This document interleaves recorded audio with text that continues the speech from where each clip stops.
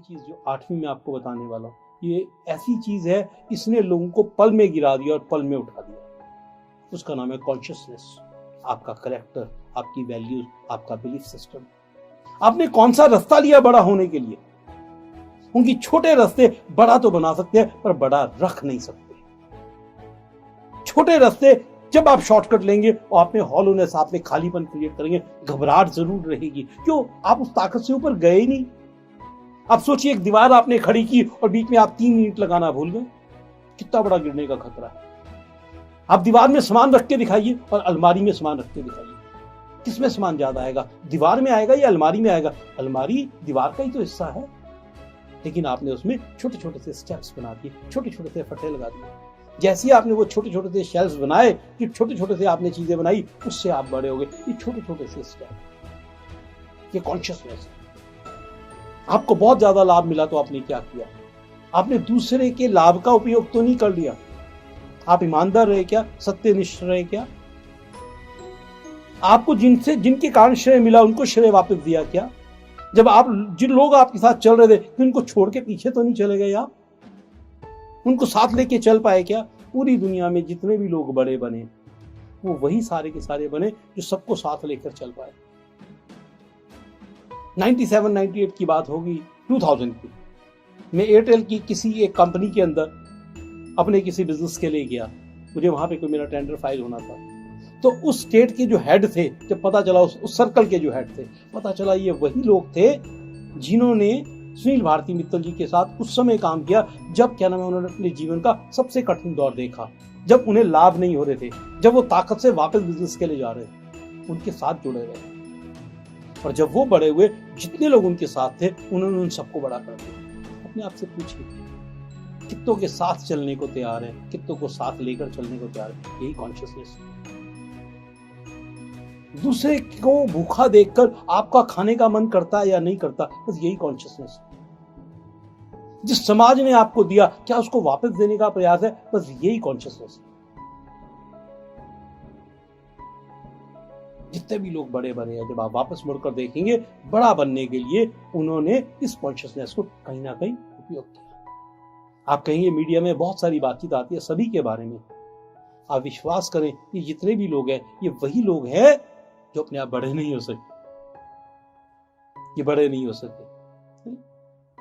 कोई भी व्यक्ति चोरी करने के बाद अपने आप को बड़ा नहीं कहता, और चोरी कहीं ना कहीं छूट जाती है। जो बोएंगे वही काटेंगे। कॉन्शियसनेस। आप पैसा कमा सकते हैं, आप बरकत नहीं भर सकते। बरकत भरने के लिए आपको कॉन्शियसनेस से चलना पड़ेगा, सही रास्ते से चलना पड़ेगा। जिस दिन आपको ये बात समझ में आ गई, आप बड़े होने लग पड़ेंगे। और ये सबके पास होती है, ये सबको टटोलती है, सबके पास ये बराबर है। जब भी कोई व्यक्ति कोई गलत कदम लेना या सही कदम लेने की तरफ जाता है, ये वहीं चौराहे पे, वहीं दोराहे पे खड़ी होती है। ये पूछती है आप किस तरफ जाना चाहेंगे, और जिस तरफ जाते हैं आप वहीं पर निश्चित कर देते हैं कि बरकत आएगी या नहीं आएगी, घबराहट आएगी या नहीं आएगी, विश्वास आएगा या नहीं आएगा, लोग जुड़ेंगे या नहीं जुड़ेंगे। तो ये 8 चीजें आपकी कॉन्शियसनेस, सभी के पास बराबर है, सभी के पास बराबर है। आइए इसके बाद एक और चीज की तरफ चलते हैं, जिसको हम बोलते हैं यूनिवर्सल माइंड, जिसको लोग भगवान कह देते हैं, जिसको अफसर कहते हैं। आपने सुना होगा कि जब आप पूरी शिद्दत से कोई काम करते हैं, पूरी कायनात आपकी मदद करने के लिए चल पड़ती है। Whole universe start working for you, because the reason is आप उसको अपनी तरफ आकर्षित कर रहे हैं, अट्रैक्ट कर रहे हैं। इसको एक डिपार्टमेंटल स्टोर की तरह समझिए आप। जब आप एक डिपार्टमेंटल स्टोर के अंदर जाते हैं तो बहुत सारा सामान पड़ा होता है, बहुत सारी क्वांटिटी में सामान पड़ा होता है।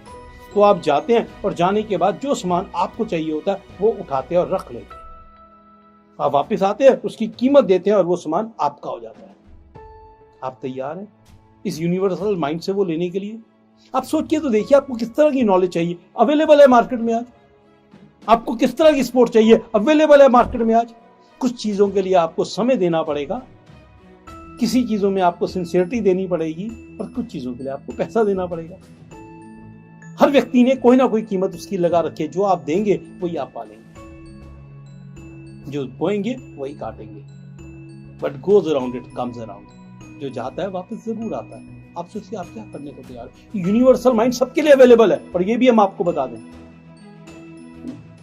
बहुत सारे लोग हैं जिनको आप देखेंगे जो संतों की बात करते हैं या जिनको लगता है आपके इनका दिमाग ज्यादा है, वो सारों ने क्या किया, या तो अनुभव से निकले या पढ़कर निकले, दोनों को जोड़ा, और तीसरी चीज ध्यान जरूर किया, इंट्रोस्पेक्ट जरूर किया, खुद से बात जरूर की। ये पूरा का पूरा जो ध्यान है ना, ये जो इंट्रोस्पेक्ट है, इसने जीवन को बड़ा बना दिया। मैं एक दीपक चोपड़ा साहब की कहीं पे कोई बुक पढ़ रहा था और उनके किसी फॉलोवर की, तो जब भी वो दीपक चोपड़ा के पास जाते थे, कोई समस्या होती थी, वो कहते थे मैं क्या करूं, वो कहते थे मेडिटेशन। हाँ, उनका नाम है वेन डायर।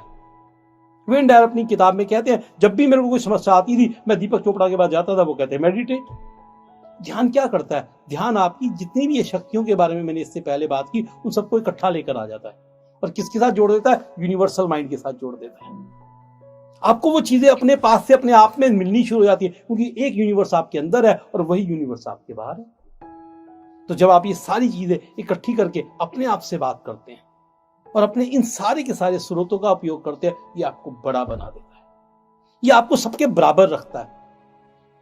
आइए इसको एक बार दोबारा देखिए, हमने किस स्रोतों की बात की जो दुनिया में सबके पास बराबर है। सबसे पहला समय, बिल्कुल ठीक बोला आपने। सबसे पहले समय की बात की, फिर शरीर की बात की हमने, फिर ऊर्जा की बात की हमने। ये तीनों चीजें सबके पास बराबर है, हमेशा से बराबर है और हमेशा से बराबर रहेंगी। और उसके बाद हमने आइडेंटिटी की बात की, फिर इकोसिस्टम्स की बात की। दो तरह के इकोसिस्टम, एक एक्सटर्नल है, एक इंटरनल है। फिर अवेयरनेस की बात की, आसपास देखिए क्या है आपके, यहीं से आपको सब कुछ मिलने वाला है, यहीं से आप बड़े होने वाले हैं। आप जितना बड़ा देख सकते हैं, आप उतने बड़े हो सकते हैं। लोग बोलते हैं you have to create your vision. Vision क्या? देखने की बात ही तो कर रहे हैं भाई, अवेयरनेस की बात ही तो कर रहे हैं। फिर अगली चीज हमने कॉन्शियस की बात की, आपकी फिलॉसफी ऑफ लाइफ, आपके बिलीव्स क्या हैं, आपकी वैल्यूज क्या हैं। आप ये नहीं कह सकते दूसरे की वैल्यूज नहीं है, उनकी अलग है। फिर वापस आ जाते, फिर यूनिवर्सल माइंड की बात की। पूरी दुनिया आपके लिए काम करने को तैयार है।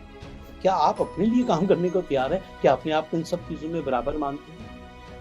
जिस दिन आप इनको मानना शुरू कर देंगे, उसके बाद आपको 10वां स्रोत मिलना शुरू हो जाएगा, जिसको हम गट फीलिंग कहते हैं।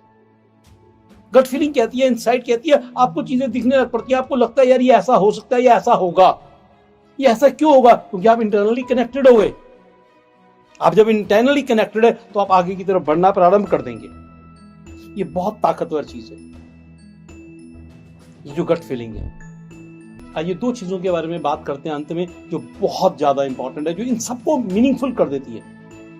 आप आगे जाके डॉट्स को कनेक्ट नहीं कर सकते, मैंने ऐसा पढ़ा। आप जो पीछे जीवन की बात है उसी को कनेक्ट करते हैं। आप जाइए ना किसी के पास, तो विश्वास पैदा हो जाता है। तो पंडित जी आपको पिछले जीवन के बारे में बताए थे, आपके जीवन में क्या क्या घटा। किसी डॉक्टर के पास जाइए, वो पीछे बताते हैं आप क्या क्या कर आए। आप जब भी पिछले जीवन के बारे में कोई आपको बताता है तो आपको विश्वास हो जाता है। आपको अपने ऊपर विश्वास पैदा करना है, रिफ्लेक्शन क्रिएट कीजिए। रिफ्लेक्शन बताती है आप क्या ठीक कर आए, क्या ठीक करेंगे, क्या ठीक हो सकता है, कहां पर छूट हो गई, कहां पर चूक हो गई, किस चीज को जोड़ा जा सकता है, क्या आप अच्छा कर आए, अलग लोगों से ज्यादा अच्छा कर दिया है। ये आपको आपकी ताकत देता है, या आपको कॉन्फिडेंस देता है, या आत्मविश्वास देता है आपको, ये सेल्फ कॉन्फिडेंस देता है, या एनर्जी देता है आपको पर्पस की तरफ कनेक्ट करता है। या रिफ्लेक्शन बहुत इंपॉर्टेंट पार्ट है, रोज कीजिए। और जिस व्यक्ति को रोज करनी रिफ्लेक्शन आती है, उसको बाहर से कुछ करने की जरूरत नहीं है, क्योंकि आप स्वयं में बहुत ताकतवर हैं, आप डिवाइन हैं। आप में परमात्मा का वो अंश है जो सब में है। ये स्रोत है आपके, रिफ्लेक्शन। और सबसे लास्ट, जिसके कारण से कोई भी व्यक्ति उसको किए बगैर बड़ा नहीं हुआ, उसका नाम है एक्शन। हर व्यक्ति के पास कोई ना कोई एक्ट करने की स्वतंत्रता है। आप जो भी करते हैं वो एक्शन है। आप खाली बैठते हैं वो भी एक्शन है। जब खाली बैठते हैं वो भी एक्शन है। आप कुछ कोई काम छोड़कर आ जाते हैं वो भी एक्शन है ना। भगवान गीता में भी यही कहते हैं कि कर्म किए बगैर तो आप रह ही नहीं सकते, क्योंकि जो कुछ भी आप करेंगे वो कर्म की परिभाषा में, वो एक्शन की परिभाषा में आता है, रीड्स में आता है। जितने भी लोग आपको बड़े मिलेंगे वो आपको एक्शन लेते हुए मिलेंगे। जो उन्होंने सोचा, जो समझा, जिस तरफ जाना चाहते थे, जो ऊर्जा थी, जो समय था, सबका उपयोग किया, इसको इकट्ठा सिनर्जी में मिलाया और ये सिनर्जी उनके एक्शन में नजर आई। आप एक्शन लेने को तैयार हैं, क्या एक्ट करने को तैयार हैं? आइए इस शरीर का मान करें, इस समय का मान करें, इस आइडेंटिटी का मान करें, इस सजगता का मान करें, इस कॉन्शियसनेस का मान करें, चुनौतियों का मान करें, अवसरों का मान करें, जो ऊपर के साथ आपका लिंक है उस डिवाइन का मान करें, इस यूनिवर्सल माइंड का मान करें। आइए जो समय बिताकर आए हैं उसको रिफ्लेक्शन के रूप में लिख ले, पढ़ ले, कुछ कर लें, उसका मान करें। आप रोज एक पेज लिखना शुरू कीजिए आज अपने जीवन का। देखिए अगले 2 साल के अंदर, 3 साल में आप अपनी एक किताब लिख पाएंगे, क्योंकि आप 700 से 800 पेज लिख दिए। कितने पेज चाहिए आपको एक किताब लिखने के लिए? आपकी एक बायोग्राफी बन सकती है। बायोग्राफी सिर्फ उस व्यक्ति की नहीं होती है जिस व्यक्ति ने कोई जीवन में अचीव किया है। हर व्यक्ति की हो सकती है, आपकी भी हो सकती है, मेरी भी हो सकती है।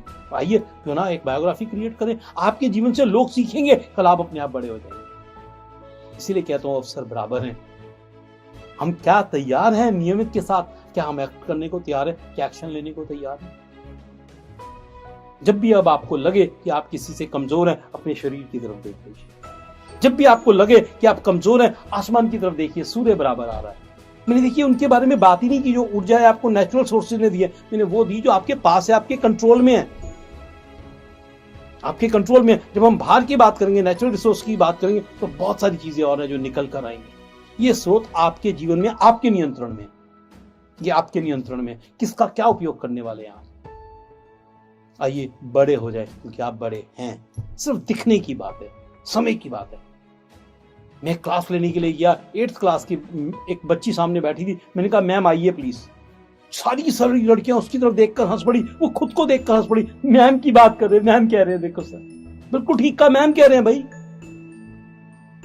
उन्होंने मेरे से पूछा सर आपने इनको मैम क्यों कहा? मैंने कहा इनको आप 8वीं कक्षा से देख रही हैं, और मैं देख रहा हूं कि आज से 15 साल के बाद, 10 साल के बाद जब ये अपनी पोस्ट पे पहुंचेगी तो सारे इनको मे आई कम इन मैम बोलकर अंदर आएंगे। बस विजन का ही तो अंतर रहा। मैंने उनको क्या ना, मैं 10 साल बाद देखा, 15 साल बाद, उनको आज से देख लिया, अपने साथ बैठे हुए देख। अभी आपको कह रहा हूं जुड़ जाइए। जिन लोगों को आप बड़ा देख रहे हैं वो एक जर्नी जी कर आए हैं। आपकी भी एक जर्नी है, जहां आप कल थे आज उससे आगे निकल आए। अगर रफ्तार बढ़ानी है, इन सब चीजों को जोड़ लीजिए। आप बड़े हैं और बड़े ही रहेंगे। इस बड़प्पन का प्रयोग कीजिए, क्योंकि बड़े के साथ अगर बड़प्पन नहीं आता तो वहीं छूट जाता है। ये जो स्रोत आपको मैंने बताया, इनकी तरफ ध्यान दें, इनको अपने उपयोग में लेकर आए। कल घर घर में आपकी कहानी गाई जाएगी, कल घर घर में आपकी बात होगी।